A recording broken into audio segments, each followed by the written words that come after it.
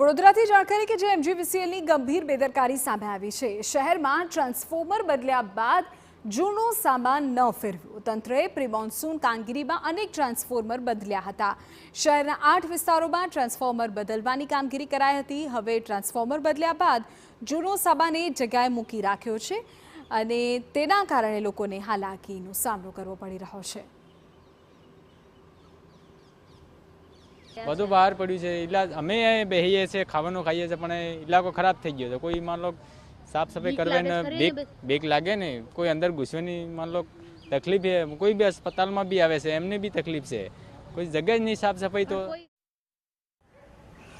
તંત્રએ બચાવ જવાબ આપતા કહ્યું કે સામાન કેમ ન હટાવ્યો તેની તપાસ કરાવવામાં આવશે। ટ્રાન્સફોર્મર બદલવાની કામગીરી બાદ કોન્ટ્રાક્ટરોએ સામાન કેમ ન હટાવ્યો તેની હવે તપાસ થશે। વડોદરાના નગરજનોને 24 કલાક વીજળી મળી રહે તે માટે એમજીવીસીએલ દ્વારા કામગીરી કરવામાં આવે છે, પરંતુ જે કામગીરી કરવામાં આવે છે ત્યાં ક્યાંક બેદરકારી જોવા મળી રહી છે। કારણ કે જે રીતે ટ્રાન્સફોર્મરો ચેન્જ કર્યા હતા, અનેક જગ્યાઓ પર 1 વર્ષ પહેલાં ટ્રાન્સફોર્મરો ચેન્જ કરવામાં આવ્યા હતા। હાલ કારેલીબાગ વિસ્તારમાં હાજર છે કે આ જગ્યા પર ટ્રાન્સફોર્મર 1 વર્ષ પહેલાં બદલવામાં આવ્યું હતું, પરંતુ તેનો જે જૂનો સામાન છે તેને ઉઠાવવાની તસદી એમજીવીસીએલના સત્તાધીશો દ્વારા લેવામાં નથી આવી। બીજી તરફ જો વાત કરીએ તો ટ્રાન્સફોર્મર જે નવું લગાવવામાં આવ્યું એના કેબલો પણ બહાર ખુલ્લા જોવા મળી રહ્યા છે।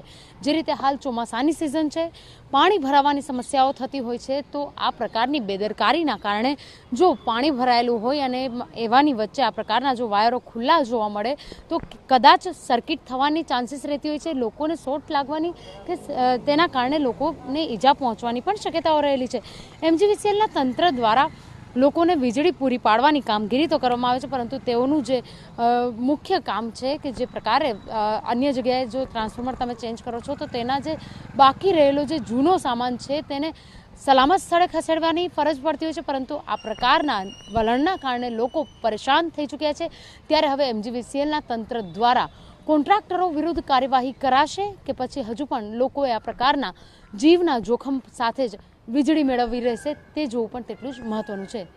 કેમેરા પર્સન રોહિત ગોયલ સાથે અંજલિ ઓઝા, TV9 વડોદરા।